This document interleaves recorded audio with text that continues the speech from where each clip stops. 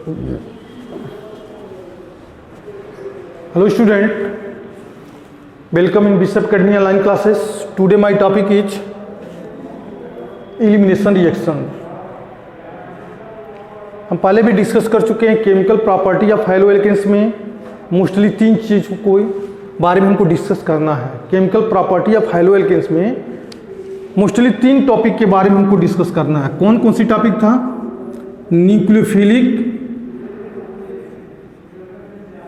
Nucleophilic substitutions reactions, nucleophilic substitutions reactions. दूसरा reaction था, पहला रिएक्शन यह था, दूसरा रिएक्शन है elimination reactions. Elimination reaction. Third reaction आता है इसमें reactions with the metal, reactions with the metal. Nucleophilic substitutions reaction के बारे में ऑलरेडी हमने डिस्कस कर दिया था, क्योंकि इसमें 2 रिएक्शन आते थे, एक SN1 और दूसरा SN2। सब्स्टिट्यूशंस न्यूक्लियोफाइल, SN1 मतलब सब्स्टिट्यूशंस न्यूक्लियोफाइल यूनिमॉलिक्यूलर, इसमें क्या था सब्स्टिट्यूशंस न्यूक्लियोफाइल बाईमॉलिक्यूलर। इसका मैकेनिज्म कैसे होता है, इसका मैकेनिज्म कैसे होता है, कौन एल्किल हैलाइड SN1 के प्रति फेवरेबल होता है, कौन सा एल्किल हैलाइड SN2 के प्रति मोर फेवरेबल होता है, इन दोनों के बारे में हमने डिस्कस किया है। फिर इसके बाद सब basic concept about optical isomers में हमने आपको पढ़ाया है। प्लेन पोलराइज्ड लाइट क्या होता है, ऑप्टिकल एक्टिव सब्सटेंस क्या होता है, ऑप्टिकल एक्टिविटी क्या होता है, रिटेंशन क्या होता है, इन्वर्जन ऑफ कन्फिगरेशन क्या होता है, एकाइडल क्या होता है, काइडल क्या होता है, ठीक है, रेशमाइजेशन क्या होता है, रेशमिक मिक्सचर क्या होता है। कुछ याद करिए आप लोग पहले वाली वीडियो में। Elimination reaction. अब इसका chemical property of halo alkanes का सेकेंड पॉइंट क्या होता है, एलिमिनेशन रिएक्शन। किसका एलिमिनेशन रिएक्शन भाई? तो एल्किल हैलाइड का एलिमिनेशन रिएक्शन। एल्किल हैलाइड का एलिमिनेशन रिएक्शन। क्या एलिमिनेशन रिएक्शन पॉसिबल है एल्किल हैलाइड में? तो है, पॉसिबल क्यों है अभी हम बात कर रहे हैं, इस पे डिस्कस इस पे किया जाएगा। तो एलिमिनेशन रिएक्शन भी chemical property of halo alkane का एक पार्ट होता है। फिर तीसरा पार्ट होता है रिएक्शंस विथ मेटल। इस क्लास में हम रिएक्शंस विथ मेटल पे बात नहीं करेंगे, उस पर कुछ नहीं बोलेंगे, सिर्फ हमको समझाना क्या है एलिमिनेशन रिएक्शन। एलिमिनेशन रिएक्शन को कैसे हम डिफाइन करेंगे? जिस टाइप से एल्किल हैलाइड, जैसे हमारे पास एल्किल हैलाइड है R और X, यह न्यूक्लियोफिलिक सब्स्टिट्यूशंस रिएक्शन जैसे देता है। न्यूक्लियोफिलिक सब्स्टिट्यूशंस एल्किल हैलाइड जिस टाइप से न्यूक्लियोफिलिक सब्स्टिट्यूशंस रिएक्शन दिखाता है, वैसे ही एल्किल हैलाइड एलिमिनेशन रिएक्शन दिखाता है। लेकिन एलिमिनेशन रिएक्शन है क्या, पहले तो ये जानकारी कर लिया जाए, तब न समझ में आएगा कि कैसे न्यूक्लियोफिलिक सब्स्टिट्यूशंस रिएक्शन दिखाता है तो कैसे एलिमिनेशन रिएक्शन दिखाता है और क्या अंतर होता है इन दोनों में। लिखेंगे when the halo alkanes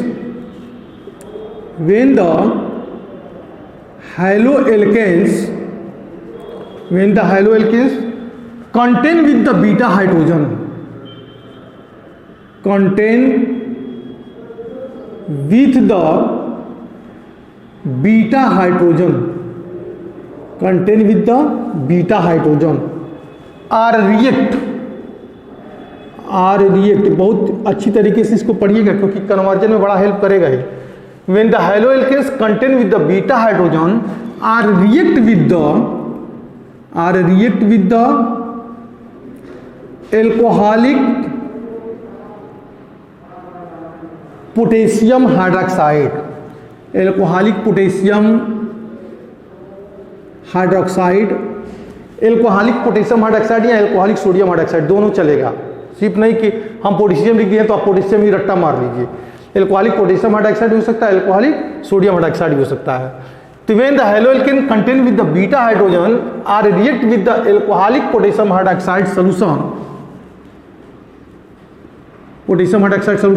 then hydrogen atom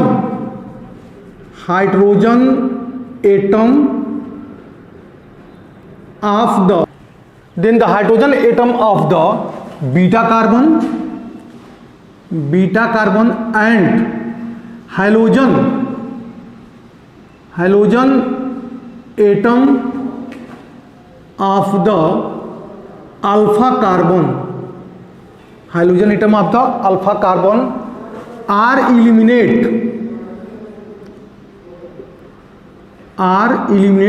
and then to form alkene,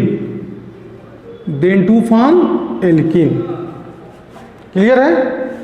एक ऐसा एल्किल हैलाइड, ध्यान दीजिएगा, एक ऐसा एल्किल हैलाइड जिसमें बीटा कार्बन हो, और बीटा कार्बन से जुड़े हुए हाइड्रोजन को क्या बोलेंगे हम? Beta hydrogen. अगर इनका रिएक्शन एक्वस नहीं एल्कोहलिक, एक्वस होगा तो न्यूक्लियोफाइल बन जाएगा। एल्कोहलिक में एल्कोहलिक पोटेशियम हाइड्रॉक्साइड सॉल्यूशन के साथ अगर रिएक्शन कराते हैं तो बीटा कार्बन से हाइड्रोजन एटम और अल्फा कार्बन से हाइड्रोजन एटम का एलिमिनेट होता है, और रिजल्ट क्या मिलता है हमको? एल्कीन मिलता है। जैसे हमारे पास एल्किल हैलाइड एक है CH3 CH2 Cl है, CH3 CH2 Cl है, यह एल्किल हैलाइड है। अगर इसके साथ हम रिएक्शन करा दें KOH एंड एल्कोहलिक है तो एल्कोहलिक में ALC लिख दे रहा है ताकि तुम लोगों को क्लियर हो गया। यह मिक्सचर है, यहाँ पर अलग लिख रहे हैं। एल्कोहलिक मतलब CH3 CH2OH and plus KOH, इन दोनों का ये मिक्सचर है,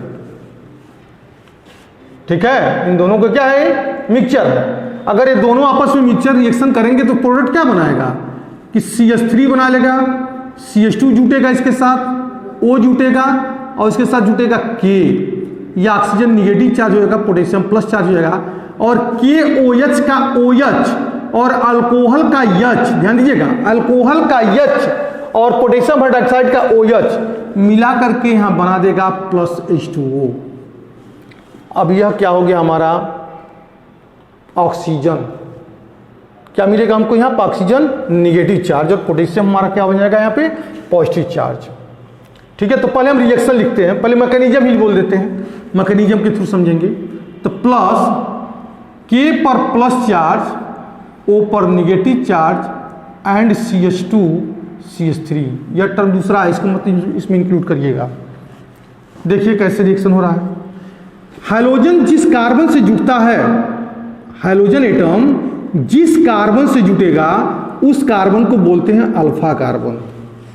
हाइड्रोजन जिस कार्बन से जुड़ेगा उस कार्बन को क्या बोलेंगे हम? Alpha carbon. और उसके बाद वाले कार्बन को हम बोलते हैं बीटा कार्बन। तो यह बीटा कार्बन हो जाएगा। अब ये अल्फा के बाद बीटा, अब सोचोगे क्या इसको भी बीटा कहेंगे? तो आंसर है नहीं, इसको बीटा नहीं कहेंगे, इसको गामा बोलेंगे। इसके बाद वाला कार्बन का तो डेल बोलेंगे। क्लियर है ना? जैसे मान लीजिए कीटोन में हमको कहना पड़े, कीटोन में ही अगर हमको लेके चलते हैं तो C डबल बॉन्ड O, यहाँ पे हमारा CH3 है, यहाँ हमारा क्या है? CH3 है। इस कार्बन को बोलेंगे अल्फा कार्बन, तो इसको बोलेंगे alpha dash. CH3 CH2 C double bond O CH2 CH3, इसको अल्फा कार्बन तो ये अल्फा डैश कार्बन, इसको बीटा कार्बन तो इसको बीटा डैश कार्बन। ठीक, तो कीटोन की बात हो गई। ऐसे गामा कार्बन तो गामा डैश कार्बन ये आता जाएगा। फिर delta carbon, del dash carbon. Aldehyde में देखते हैं, मान लीजिए हमारे पास CHO है, इसके बाद वाला कार्बन क्या है? हमारे पास आ गया CH2 अल्फा कार्बन, इसके बाद CH2 आ गया तो बीटा कार्बन, इसके बाद वाला कार्बन आ गया तो CH3 क्या बोलेंगे? बीटा के बाद गामा आ जाएगा, इसके बाद CH2 नहीं, CH2 जोड़ते हैं, CH3 सॉरी नहीं लिखेंगे यहाँ पे, अल्फा बीटा गामा, यहाँ पे हमने लिख दिया CH3 तो इसको डेल कार्बन। तो यह ऐसे ही इसमें पढ़ेंगे, जैसे इसमें पढ़ते हैं वैसे इसमें पढ़ते हैं कि अल्फा कार्बन वह कार्बन है जिस कार्बन से हाइड्रोजन जुटा है वो अल्फा कार्बन है, उसके बाद वाला कार्बन क्या है? बीटा कार्बन है। तो अगर इसका रिएक्शन होगा तो प्रोडक्ट क्या बनाएगा? तो देखिए यह प्रोडक्ट क्या बनाता है कि इस हाइड्रोजन को, एक्चुअल में कार्बन के पास तो हाइड्रोजन होगा नहीं, कार्बन से दूरी हाइड्रोजन होगा, तो यह हाइड्रोजन इस कार्बन को क्या करेगा, अट्रैक्ट करेगा, सॉरी इस हाइड्रोजन को अट्रैक्ट करेगा। यहां पे इसको अट्रैक्ट नहीं करेगा, बल्कि इसके बीटा कार्बन से जुड़ा हुआ हाइड्रोजन को यह अपनी तरफ क्या करेगा, अट्रैक्ट करेगा। और यह Cl जो कार्बन और हाइड्रोजन के बिटवीन में, कार्बन क्लोरीन के बिटवीन से जो बॉन्ड है, बॉन्ड टूटेगा। जब टूटेगा तो यह Cl और यह K प्लस चार्ज मिलकर बना देगा KCl, क्या हो जाएगा, KCl। और यह ऑक्सीजन इस हाइड्रोजन को इंट्रैप कर लेगा, तो माइनस हो जाएगा C2H5OH। पहले इसका H कहाँ चला गया था, इसके पोटेशियम हाइड्रोक्साइड से OH से रिएक्शन करके H2 बनाया था, अब पुनः यह वापस आ गया C2H5OH में। और रिजल्ट क्या मिलेगा कि CH3, यह जब हटेगा तो सिर्फ हाइड्रोजन के इलेक्ट्रॉन को यह कार्बन गेन करेगा, क्योंकि इलेक्ट्रोनिगेटिविटी का डिफरेंसेस भी है। कार्बन की इलेक्ट्रोनिगेटिविटी हाइड्रोजन की इलेक्ट्रोनिगेटिविटी से ज़्यादा है, तो हाइड्रोजन के इलेक्ट्रॉन को यह कार्बन अपनी तरफ अट्रैक्ट करेगा। ध्यान दीजिएगा कि हाइड्रोजन के इलेक्ट्रॉन को यह कार्बन अपनी तरफ अट्रैक्ट करेगा, तो हाइड्रोजन फ्री हो जाएगा, प्रोटॉन के फॉर्म में जाएगा यहाँ से, तो यह प्रोटॉन्स को यह ऑक्सीजन जोड़ लेगा, तो बन जाएगा क्या हमारा C2H5OH। और यह हाइड्रोजन टूटेगा, कार्बन और हाइड्रोजन के बीच से जो बॉन्ड टूटेगा, तो यह Cl और यह K मिलकर के क्या बन जाएगा, KCl। तो रिजल्ट क्या मिलेगा, CH3, ठीक है, CH3 तो ऑलरेडी है यहाँ पे। अब यहाँ पे देखिए CH, अरे एक हाइड्रोजन तो बचेगा ना, एक हाइड्रोजन हट गया, तो CH डबल बॉन्ड CH2, और साइड प्रोडक्ट के फॉर्म में निकलेगा KCl और C2H5OH। तो हो गया क्या, ये एल्कीन।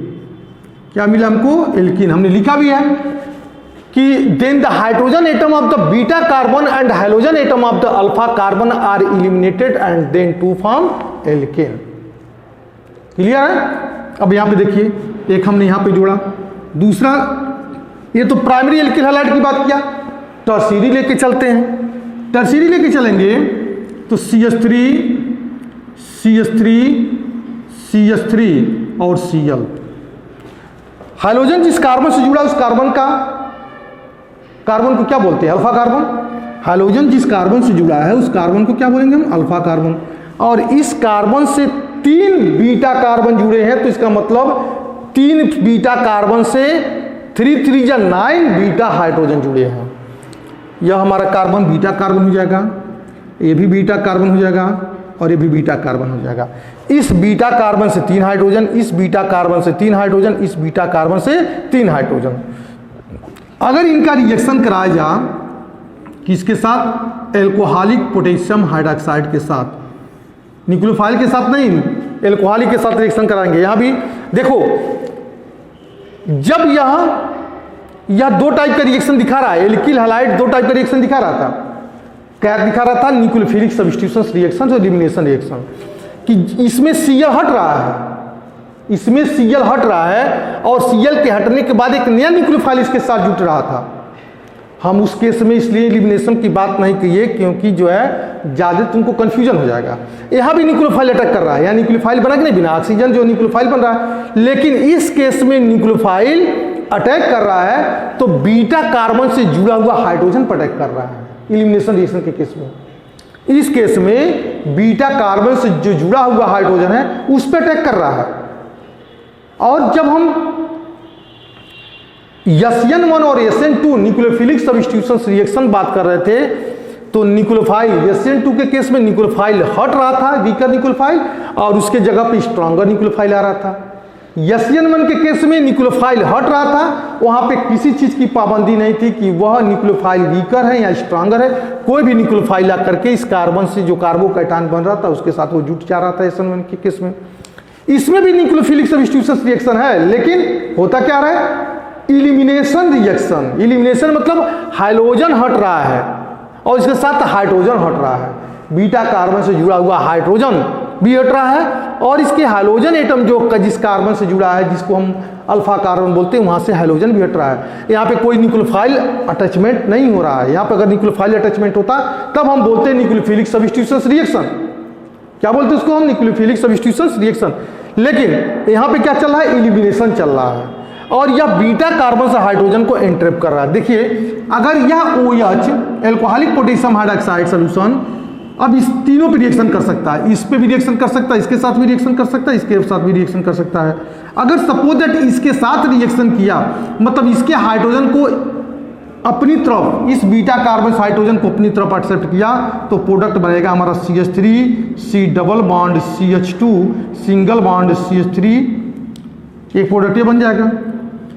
अगर ये अल्कोहलिक पोटेशियम हाइड्रोक्साइड इस CH3 के साथ रिएक्शन किया तब क्या बनेगा, तो CH3 single bond CH3 double bond CH2। अगर अल्कोहलिक पोटेशियम हाइड्रोक्साइड इसके साथ रिएक्शन करेगा तो क्या बनेगा कि CH2 double bond C single bond CH3 and single bond CH3। Clear है? तो यह इसके साथ रिएक्शन करेगा तो यह प्रोडक्ट, यह अल्कोहलिक पोटेशियम हाइड्रोक्साइड इसके साथ रिएक्शन करेगा, इसके साथ रिएक्शन करेगा तो यह प्रोडक्ट, यह अल्कोहलिक पोटेशियम हाइड्रोक्साइड इसके साथ रिएक्शन करेगा, मतलब इसके साथ, यह इसके साथ रिएक्शन करेगा तो यह प्रोडक्ट, या इसके साथ रिएक्शन करेगा तो यह प्रोडक्ट, या इसके साथ रिएक्शन करेगा तो यह प्रोडक्ट मिल रहा है। तो इसको डिहाइड्रोहाइलोजिनेशन रिएक्शन कभी कहते हैं। दिस रिएक्शन इज कॉल्ड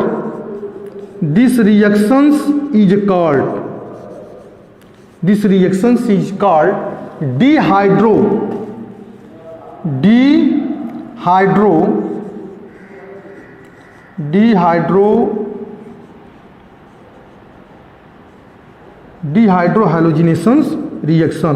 क्यों बोलते हैं? क्योंकि इसमें डिहाइड्रोहाइलोजिनेशन, डिहाइड्रो मतलब डिहाइड्रेशन, क्या मिला हमको इसमें, H2 मिला नहीं मिला है, तो डिहाइड्रेशन भी हो गया, हाइलोजिनेशन भी हो रहा है, डिहाइड्रोहाइलोजिनेशन हाइड्रोजन निकल भी रहा है, और वाटर का फॉर्मेशन भी हो रहा है, इसलिए इस रिएक्शन को बोलते हैं हम डिहाइड्रोहाइलोजिनेशन रिएक्शन। इसमें देखिए एक से ज़्यादा बीटा कार्बन है तो रिएक्शन कुछ हमारा ऐसे चल रहा है। इसमें एक ही बीटा कार्बन है, इस केस में एक ही बीटा कार्बन, तो रिएक्शन हमारा कुछ ऐसे चल रहा है। ठीक है, यह प्राइमरी एल्किल हैलाइड के लिए है और हमारा टर्शियरी एल्किल हैलाइड के लिए। अब हम सेकेंडरी एल्किल हैलाइड की बात करते हैं।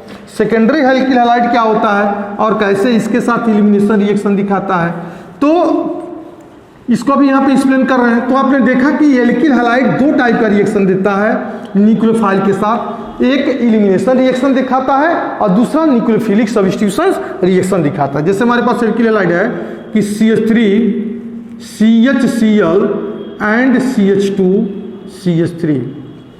देखो ये जिस कार्बन से हाइड्रोजन जुटा है उस कार्बन को तो अल्फा कार्बन बोल ही रहे हैं, लेकिन इसके साथ दो बीटा कार्बन भी आए हुए, एक बीटा कार्बन यह है, एक बीटा कार्बन हमारा यह है, दोनों बीटा कार्बन है।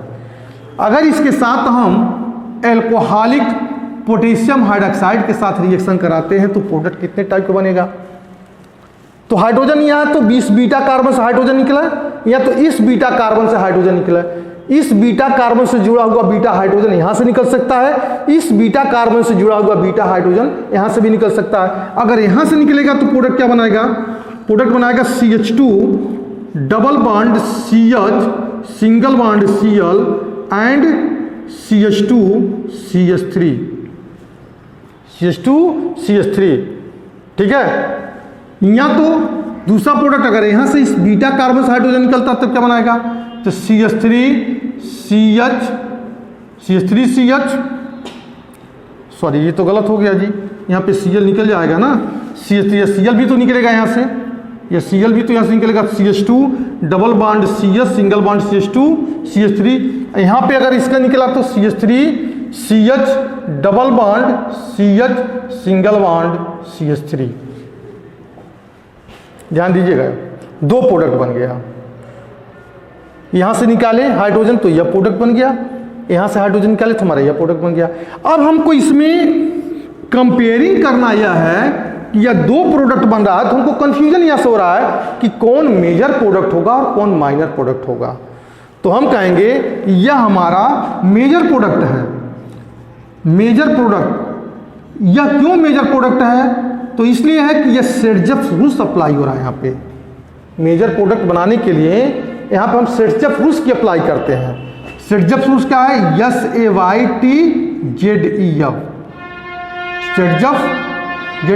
सेड्जफ रूल्स होता है।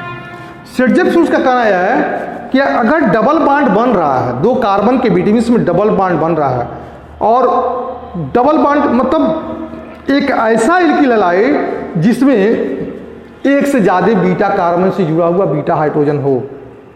शेरजेफ-शुल्ट्ज में क्या हम पढ़ते हैं कि एक ऐसा एल्किल हैलाइड जिसमें एक से ज़्यादा बीटा कार्बन से जुड़ा हुआ बीटा हाइड्रोजन हो, अगर वह एल्कोहलिक पोटेशियम हाइड्रोक्साइड से रिएक्शन करता है तो डिफरेंट प्रोडक्ट बनाता है।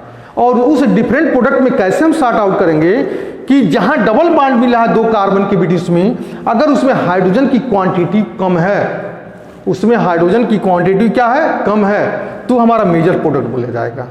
इसमें दो कार्बन के बीच में डबल बॉन्ड है तो हाइड्रोजन भी कितने हैं, 2 हैं। लेकिन यहाँ पे जो डबल बॉन्ड बन रहा है दो कार्बन के बीच में, यहाँ पे हाइड्रोजन की क्वांटिटी कितना हो रहा है, 3 हो रहा है, क्योंकि 2 यहाँ पे और 1 यहाँ पे, तो 3 मिल रहा है। तो इसलिए यह हमारा प्रोडक्ट होगा माइनर प्रोडक्ट, यह प्रोडक्ट हो जाएगा माइनर प्रोडक्ट होगा। अगर इसका फॉर्मेशन 81% होगा तो इसका फॉर्मेशन हमारा होगा 19%। तो शेरजेफ-शुल्ट्ज यह बताता है कि कौन सा मेजर एल्किन बनाएगा और कौन सा माइनर एल्किन बनाएगा। अगर दो कार्बन के बीच में डबल बॉन्ड के बीच, दो कार्बन के बीच में डबल बॉन्ड है और वहाँ पे हमारा हाइड्रोजन एटम कम है तो हमारा मेजर प्रोडक्ट होगा। और दो कार्बन के बीच में डबल बॉन्ड है और हाइड्रोजन की एटम की संख्या बढ़ गई तो हमारा क्या हो जाएगा, माइनर प्रोडक्ट, वो माइनर प्रोडक्ट बोला जाएगा। ठीक है, तो ये हो जाएगा हमारा एलिमिनेशन रिएक्शन। नेक्स्ट क्लासेस में हम आपको बताएंगे reactions with metal. Okay, that's all.